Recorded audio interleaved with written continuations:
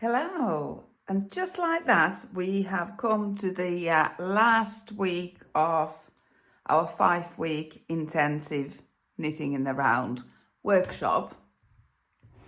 And we've finished the hats, we've finished the hand warmers, and now we are finishing the socks. So I've got a pair of socks on my needles here. If you've been following along, I did find the missing yarn. So I didn't have to cut the cuffs off these socks to use up the yarn to finish the toes. So yeah, I've got yarn here. I've knitted my foot length to my required length.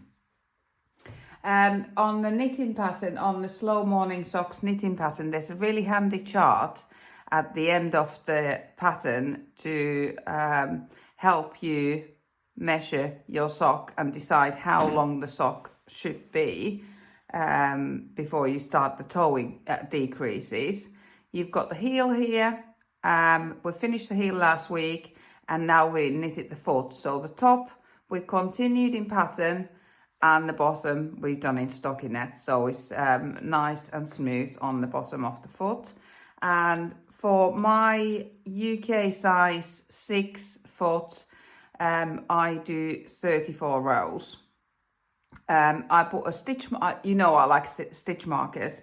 I put a stitch marker there on the first row, first stitch, oh it's not the first stitch, fourth stitch of the first row where I started knitting the foot, and then I put a stitch marker every 10 rows, and now I've done another 4. So that will be perfect size for my UK size 6 foot. And it measures, let's get the tape measure out. It measures my 34 rows. I'm a very loose knitter. Measures dead on 5 inches. So that will come out perfect size for me. And we're going to start the toe decreases now to shape the toe. And then we will kitchenette stitch it close, we'll graft it close. So on the toe decreases, there's a 2-row repeat. The first row is just to knit, so you knit all the stitches in stockinette because we will finish the toe in stockinette. We will have now finished the 2x2 ribbing, so all of this will be in stockinette, as you can see on these socks that we've already finished. And we will decrease on each side of each sock. So at the front we'll decrease on this side and on this side, and on the back we will decrease on this side and this side to create that round shape for the toe. I've done the first row, so the first row is just knit all the way around, and just before I did that I did put a lifeline in, just in case your toe decreases go wrong, you drop a stitch, there's nothing to worry about. This lifeline is there for you to pull the work back to if you need to. We do have a previous video on how to put a lifeline in if you've never done one before. So what we do on these socks, I can't wonder if you can see this bit here. We will start the row by knitting one stitch, then we will slip knit to create a left leaning decrease, and then we'll knit across, and on the other side when we come to it we will knit 2 together, and then we will knit 1. And that knit 2 together will create a right leaning decrease. So it looks like these stitches here that we're decreasing, it looks like they're disappearing into nothing. So it's a very, very neat decrease. So this is how we do it. I've got my yarn coming from there. Okay. So we will knit 1. And then we'll do slip knit. So slip, some of these stitches are twisted, these are already been knitted, so let me start that from the beginning. Slip, and then we will put it back on the left needle, and then we will knit through that. It just repositions those stitches so that when we do slip slip knit, they're leaning to the left. So let me show again. As you can see, they are standing twisted now because I've done slip slip knit, so I'll just move them back. So slip slip, put them back on the left needle and knit through. That's your left leaning decreases SSK slip slip knit. Then we'll just knit across until 3 stitches remain.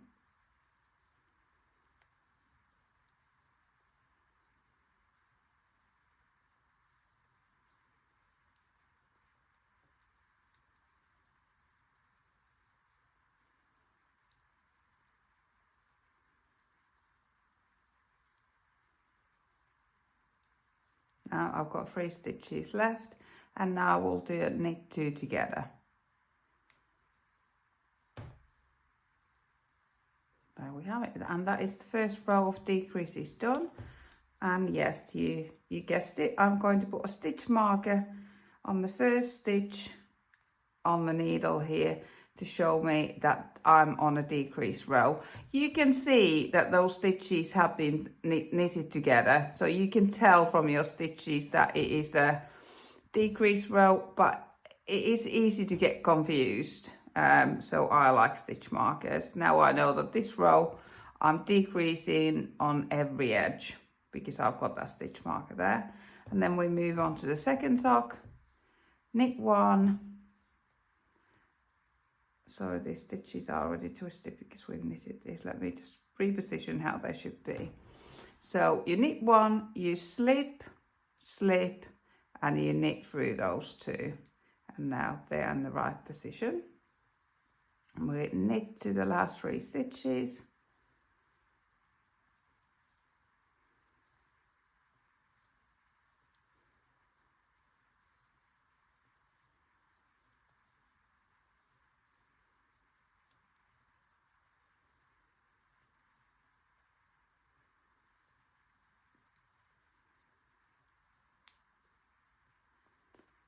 There's 3 stitches left, and we just knit 2 together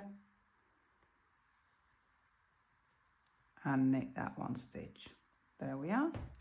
Turn the work, and we do exactly the same on the other side. So push the front needle in, pull the back needle out, and we'll do knit 1. Sorry, this we were knitting on these socks last night, so I'll pull them back. So knit 1, slip, slip, knit. There we are. Knit to the last 3 stitches.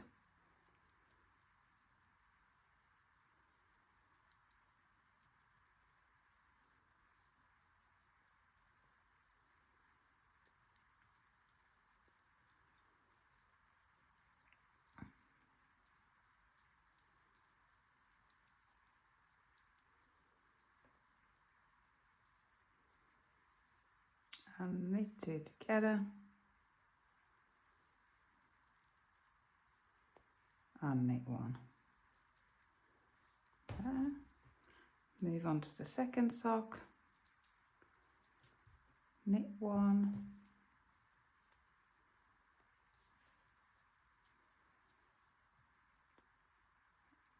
Let me just turn this round the right way around. Slip, slip, and knit.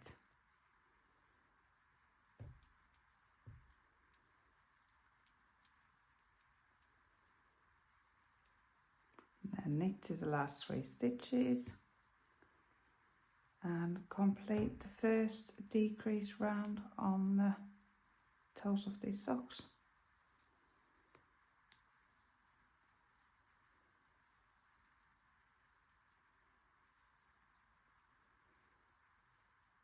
And knit 2 together.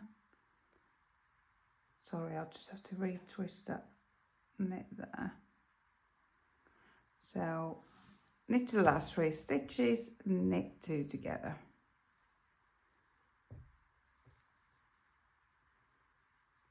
And knit 1. And now next row, we're back to row 1. We just knit all the stitches on every row. And then the following row, we will decrease again, same decreases until we have 24 stitches on the needle. So 12 on the front and 12 on the back. We just follow that 2 row repeat. Knit 1 row and then do a decrease row. Knit 1 row, do a decrease row. So I'll carry on doing those decreases and I'll come back to you then. Right, I've done my decreases and now I've got 14 stitches on the front and 14 stitches on the back. So I'm just going to do 1 more decrease row to take it down to 12. So I knit 1, slip, slip and knit to make that left leaning decrease and knit to the last 3 stitches. Knit 2 together and knit 1, same again, knit 1, slip, slip and knit to the last 3,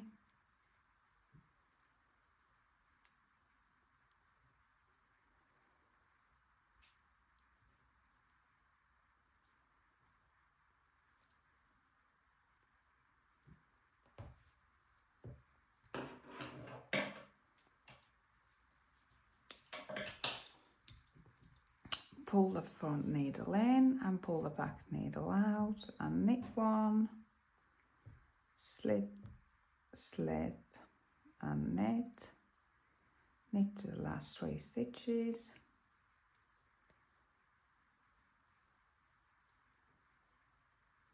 This is nice because it gets shorter and shorter all the time and the end of the toe is inside. So knit 1, slip, slip and knit.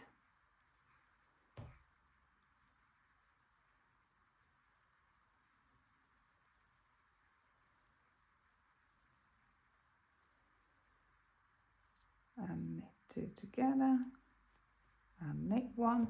And now we've got 12 stitches on each side and we just do 1 more decrease row without a knit row in between. So we go straight into another decrease row, slip, slip, knit to the end. And then this is the last row of knitting and we'll move on to Kitchener stitch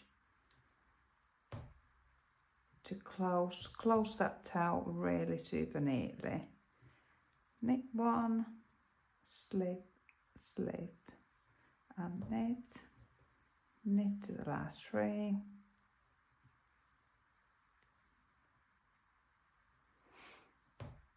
knit 2 together,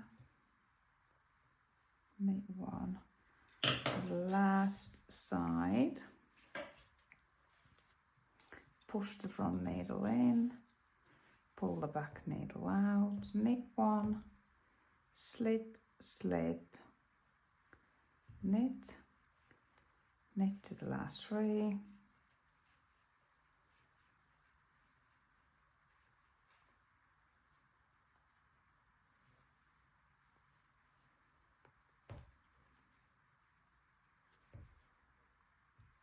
knit 1, slip, slip and knit to the last 3 stitches of this sock, knit 2 together and knit 1. And that is all the knitting done. There's serious amount of stitch markers here marking all my decrease rows. That is the top of the toe and that's the bottom of the toe. And we knit it from that lifeline there. Didn't need the lifeline today. And what we'll do now, we will cut the yarn. I like a nice length to be able to thread a needle, so I don't want it any longer than I can reach my arm to, but I like it long enough so I won't run out. So I probably have, I've got a tape measure here. Let's see what I normally have. I normally have about 15 inches by the look of things. 40 to 15 inches, just to have a nice long amount of yarn so that I won't run out while I'm crafting that toe together. There. And we're going to Kitchener stitch it together. I've got a little guide here for me to follow how to Kitchener it together. It's readily available on Google if you just put a Kitchener stitch in. So we are going to close these toes now by grafting these stitches together, and it will just look like another row of knitting. It's really quite magical when it closes that toe, and it looks completely seamless. And we thought that this would be really tricky last night on our intensive knitting in the round course, but everyone got it straight away. So let's see how we do today. But yeah, it's quite magical. So we should have 10 stitches on each needle, and we will sort of join these stitches together as we go along to sort of create another row, and it will look like it is just seamless, knitted together. So we have a front needle and back needle, and we will use this needle, darning needle, to graft these together. And to start with, we're going to anchor these first 2 stitches by leaving the yarn on the stitch. So at first we will go through the front needle, first stitch on the front needle as if to purl. So we're going from back to front, pulling the yarn through, and we're leaving the stitch on the needle. And then we're on the back needle, the first stitch, we are going to go through the stitch as if to knit. I'm going to pull the yarn through and leave it on the needle. So that yarn is now anchored on both stitches, and now we start the actual Kitchener stitch. So to start, we start with the first stitch on the front needle, and we're going to knit it off. So we're going to put our needle through the first stitch on the front needle as if to knit. We're going to drop that stitch off, and then we're going to go to the second stitch. It is now the first stitch as if to purl, and we're going to leave it on the needle. And now we're going to go to the back. First stitch, we're going to purl off.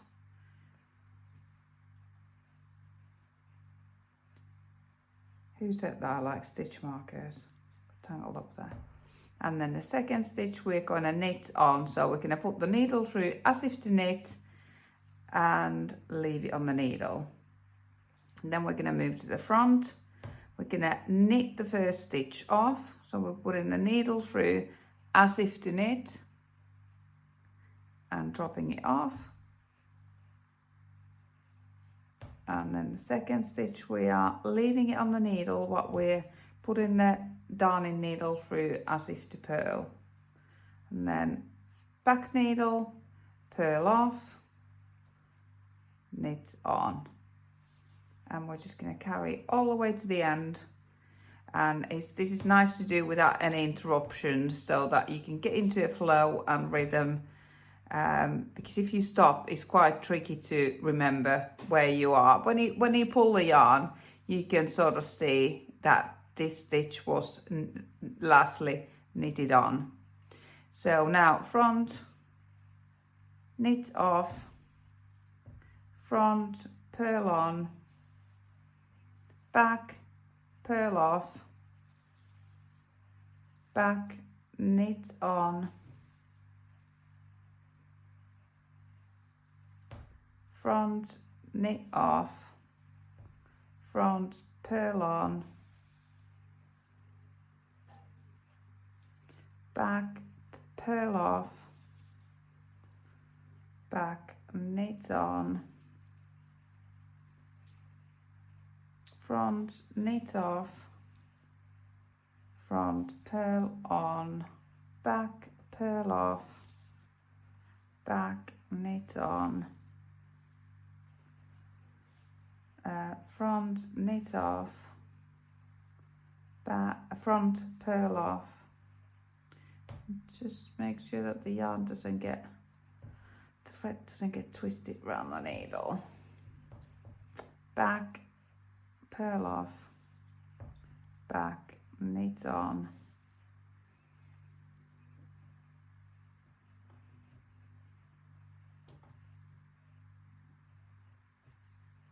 front, knit off, front, purl on, back, purl off,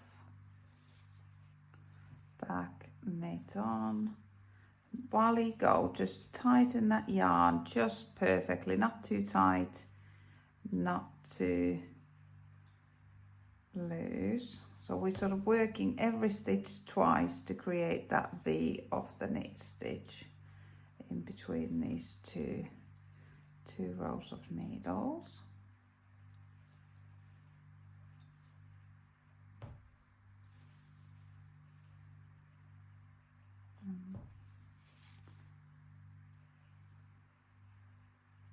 And now we're going to the last one, so we're just going to knit off the front one and purl off the back one, and that is the first one complete. And you just have to tighten the stitches as you go along, and that is so magical, I think, how it looks like it's completely seamless.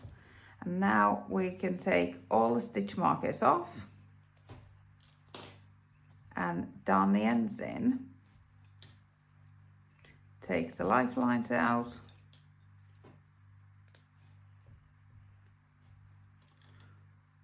And I'm just keeping that darning needle on the end of that yarn so that I can use it to darn the end in. I'm not sure how I normally do it. Just take all the stitch markers off because I'm going to turn this sock inside out. Oh yes, I do like stitch markers. There's loads. So you could take these off early on so that they're not catching on your work, but I haven't done that, and that's why I ran out of stitch markers, because I had that many pairs of socks and hand warmers and hats on the go that all my stitch markers were. Then they might have pulled the stitches a bit, so I can just pull it a little. Take the lifeline out now. There. And just get it in place, turn it inside out. What I normally do is I will put the needle through that corner there to avoid getting a pointy corner on that last stitch. And then I pull it in, and I like to darn it against this ridge where we've decreased. So I've gone through the stitch on every other row. There. So it's on the side of the sock there, and then I just go back once more. Now I leave a little tail, maybe 1/2 centimetre, so that if things move when you wash them, that end won't pop back outside. And then is there any more ends? I had run out of yarn here, and I had joined the yarn, and I like to when I'm doing ribbing, I like to darn the ends in along these knit columns. If I'm doing stockinette, I like doing weaving Stephen, but not in ribbing. I like to go vertically. So I just twist my darning needle around those V's. And if possible, when I run out of yarn, I like to do it on the first on the edge of the sock, not on the bottom or on the top, on the edge. I think that's least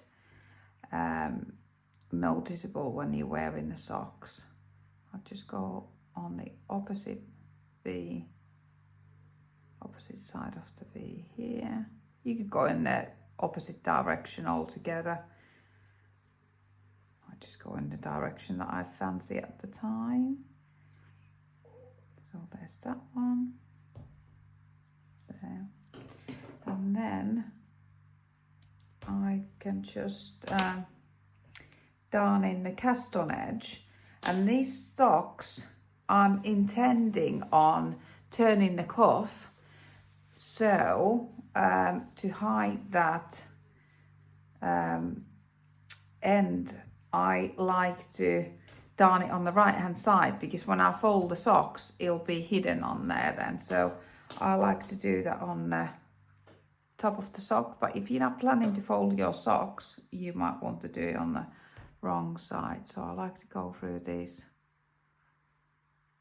V's. Some people do in they go first about 6 stitches in this direction, then they come back down on this direction and go back again to really secure it. I just tend to do it about 10 rows in one direction there, and it just about you can hardly tell that. You can just about feel it. It's a little bit thicker, but you can hardly see it there. Again, I'll leave about 1/2 centimetre tail, fold it in, and that is the sock done. This is in Drops Fiesta. I love knitting with this yarn. First time round. When you knit with it the second time round, it is a little bit splitty. So you might have noticed I was struggling with it a little, but we've knitted these toes a few times now, so it was getting a little bit splitty. So that's the sock done. Here's one that I made earlier. This has been worn, washed, and then blocked on this sock blocker. My favourite sock blocker are these metal ones. When this comes out the wash, I just pop it on the sock blocker and lay it on the radiator. So yeah, these were for my daughter. She's already worn these. Insist on wearing these in trainers. They're a little bit too thick for trainers. They're more house socks really, but they're worn really well. There's only a little bit of fluff on there. So this is Drops Fiesta in the confetti colorway, if I remember right. So yeah, there's a lot we've achieved a lot on this course. We first started with the cupola cast on, knitted 1x1 hat, decreased the crown in pattern. That was the first part. Then we knitted some hand warmers. We used the long tail cast on, knitted some 3x1 ribbing, increased the thumbs, knitted the hand, picked up the stitches again for the thumb, and knitted the thumb, finished the thumb, weaved in the ends. Then we moved on to socks.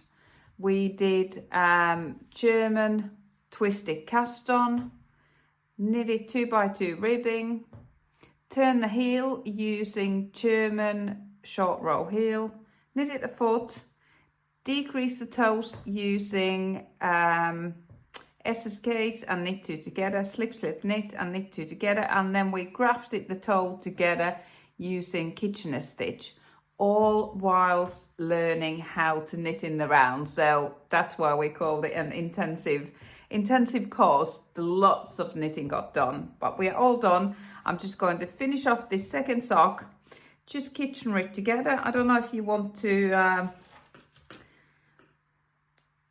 watch it again, but you can just rewind. But I'm going to do it again, maybe a little bit shorter tail this time because mine was getting a little bit tangled up there.